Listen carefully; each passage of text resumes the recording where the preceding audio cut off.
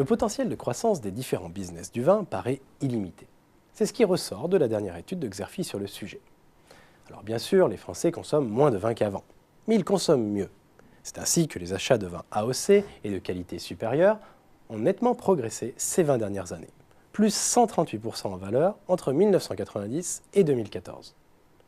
Autre tendance marquante, le regain d'intérêt pour le vin qui s'est traduit par une hausse de plus de 5 points de la proportion de consommateurs occasionnels entre 2010 et 2015.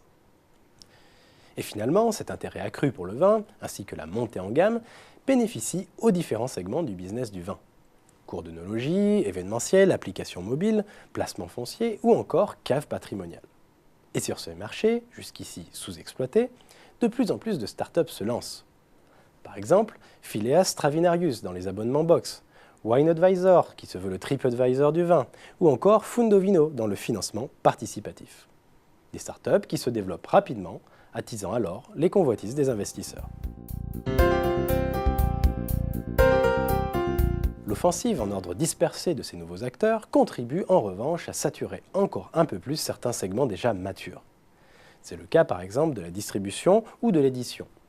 La concurrence est d'autant plus féroce que les acteurs traditionnels sont loin de privilégier le statu quo face à l'arrivée des startups, en particulier dans la distribution.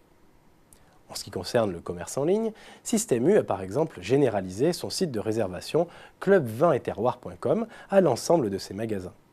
On peut aussi citer le groupement Leclerc qui a accéléré le déploiement de sa plateforme Macave en y intégrant un service de livraison à domicile. Bref, cette abondance d'offres pourrait donc bien avoir des conséquences néfastes dans les prochaines années. Pour compléter l'analyse, les experts de Xerfi ont décrypté les principaux axes de développement suivis par les acteurs du business du vin. Ils distinguent des axes différents selon le profil des acteurs.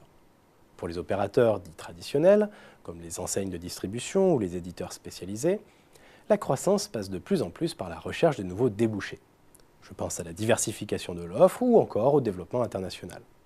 Quant aux nouveaux entrants, à savoir les sites de vente en ligne ou encore les éditeurs d'applications mobiles, ils ne suivent pas la même logique. Ces derniers cherchent avant tout à accéder à des financements pour atteindre progressivement une taille critique. Une taille qui va leur permettre de travailler leur marque et de gagner en visibilité dans ce contexte d'offres dispersées.